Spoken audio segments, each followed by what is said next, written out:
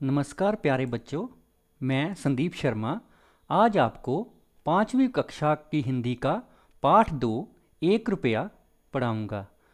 यह कहानी ईश्वर चंद्र विद्यासागर एवं एक बालक के बारे में है। आइए पहले जानते हैं ईश्वर चंद्र विद्यासागर कौन थे। ईश्वर चंद्र विद्यासागर का जन्म पश्चिम बंगाल में हुआ था। वह एक विद्वान थे एवं शिक्षा के क्षेत्र में उन्होंने बहुत योगदान दिया है। चलिए अब कहानी पढ़नी शुरू करते हैं। एक बार ईश्वर चंद्र विद्यासागर कहीं जा रहे थे। बाहर एक बालक आया और बोला, एक पैसा दे दो। एक बालक उनके पास आया और उसने आके कहा कि एक पैसा दे दो। विद्यासागर बोले, यदि मैं तुम्हें एक पैसे के स्थान पर एक रुपया दूं तो तुम क्या करोगे? विद्यासागर ने उस लड़के से कहा कि यदि मैं एक पैसे की जगह तुम्हें एक रुपया दूं तो तुम उसका क्या करोगे? देखो, ये जो कहानी है बहुत पुरानी है। तब एक पैसे का भी बहुत मूल्य होता था और एक रुपये का भी बहुत मूल्य होता था। बालक ने कहा, मैं भीख नहीं मांगूंगा अगर मुझे एक रुपया मिल जाता है तो। विद्यासागर ने उसे एक रुपया दे दिया। कई साल बाद विद्यासागर बाजार में घूम रहे थे। उसी बाजार में कई वर्षों बाद विद्यासागर घूम रहे थे तो एक युवक मतलब जवान लड़का, एक युवक ने उनके चरण छुए और प्रणाम करते हुए बोला।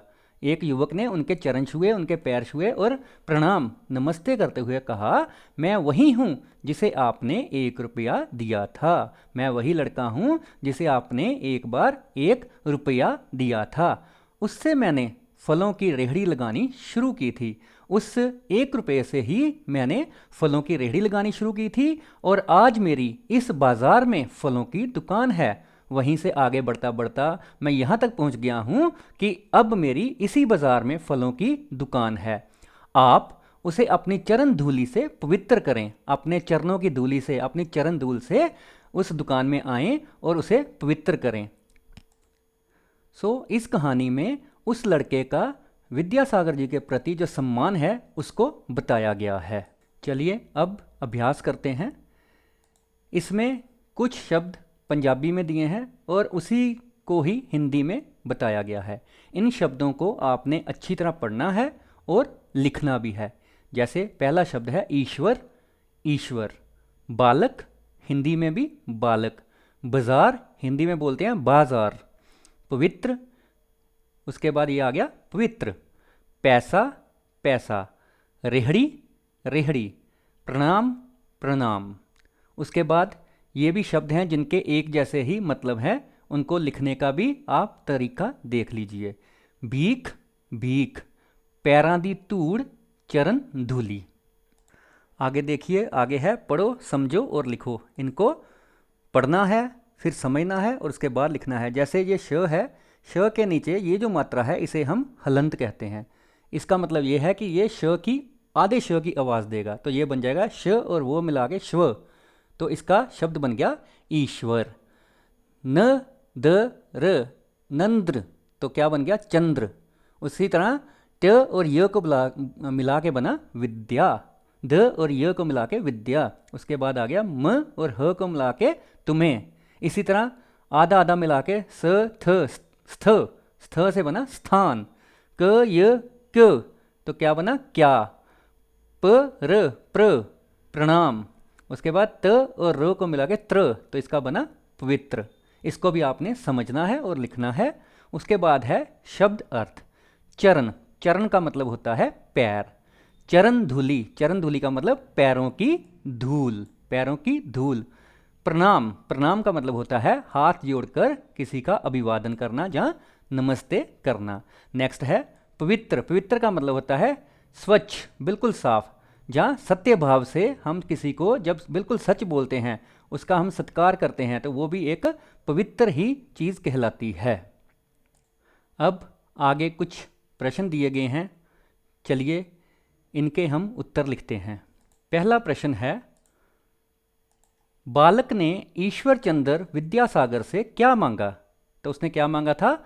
बालक ने ईश्वर चंद्र विद्यासागर से 1 पैसा मांगा, 1 पैसा मांगा था, तो इसका उत्तर ये होगा। दूसरा है, ईश्वर चंद्र विद्यासागर ने बालक से क्या कहा। उन्होंने क्या कहा था?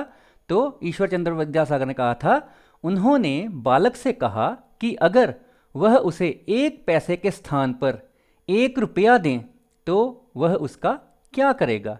तीसरा है, बालक ने 1 रुपये का क्या किया। बालक ने 1 रुपये से फलों की रेहड़ी लगानी शुरू कर दी। यह चौथा एवं अंतिम प्रश्न है, इस कहानी से आपको क्या संदेश मिलता है। तो इसका उत्तर है, इस कहानी से हमें यह संदेश मिलता है कि हमें मेहनत करते रहना चाहिए, क्योंकि उस लड़के ने मेहनत की तो एक फलों की रेहड़ी से, इस लड़के ने भी एक रेहड़ी से ही मेहनत करते हुए एक फलों की दुकान बना ली थी, इसलिए हमें हमेशा मेहनत करते रहना चाहिए। चलिए अब आगे देखते हैं, पढ़ो और समझो। देखो इसमें क्या है, इससे एक से ज़्यादा बनाए गए हैं। तो इसमें क्या है, एक से क्या बना, अनेक, पैसा पैसे, रुपया रुपये, दुकान दुकानें। ठीक है, ये हो गया एक वचन और ये हो गया बहुवचन। उसके बाद जो है ये दोनों के लिंग बदले गए हैं। जैसे बालक, बालक से बना बालिका, युवक, युवक से बना युवती। ठीक है, उसके बाद हम करेंगे वाक्य बनाओ। वाक्य बनाओ, ये नीचे 4 शब्द दिए हैं, इनसे हमने वाक्य बनाने हैं। देखिए इसमें पहला शब्द है प्रणाम। प्रणाम, तो इसका हम वाक्य बनाएंगे, मैंने अपने दादाजी को प्रणाम किया। दूसरा है पवित्र, गंगा एक पवित्र नदी है। उसके बाद है रेहड़ी, बालक ने फलों की रेहड़ी लगानी शुरू कर दी। उसके बाद है धूली, तो इसे हम क्या, इसका क्या बनाएंगे, गुरु जी ने अपनी चरण धूली से घर को पवित्र कर दिया। अब इनमें कुछ नए शब्द हैं, नए शब्द हम बनाएंगे, ये जो दिए हुए वर्ण हैं। पहला आ गया श्व, तो इसका बनेगा अश्व और ईश्वर। अश्व होता है घोड़ा, ईश्वर भगवान। नेक्स्ट है नद्र, तो इसमें आ जाएगा इंद्र और चंद्र। स्थ, स्वस्थ एवं स्थान। प्र से बन जाएगा प्रार्थना और प्रहार। नेक्स्ट है त्र से बन जाएगा त्रिशूल एवं मित्र। तो ये आपके नए शब्द थे। आगे हमें कुछ चित्र दिए गए हैं, हमें ये चित्र देख के नीचे लिखना है कि सामान उठाने वाले को क्या कहते हैं। सामान उठाने वाले को कुली कहते हैं। पौधों की देखभाल करने वाले को माली कहते हैं। जूतों को गांठने वाला कौन होता है, मोची। फसल उगाने वाला क्या होता है, किसान। डाक मारने वाला डाकिया। और गड़े बनाने वाला क्या होता है, कुम्हार। गड़े बनाने वाला कुम्हार होता है। इसे अब हम इसमें लिखेंगे। देखिए इन सब को हमने यहाँ लिख दिया है। सामान उठाने वाला कुली, पौधों की देखभाल करने वाला माली, जूतों को गांठने वाला मोची, फसल उगाने वाला किसान, डाक बांटने वाला डाकिया, घड़े बनाने वाला कुम्हार। मैं आशा करता हूँ कि आपको मेरा पढ़ाया यह पाठ पूरी तरह समझ आ गया होगा। धन्यवाद।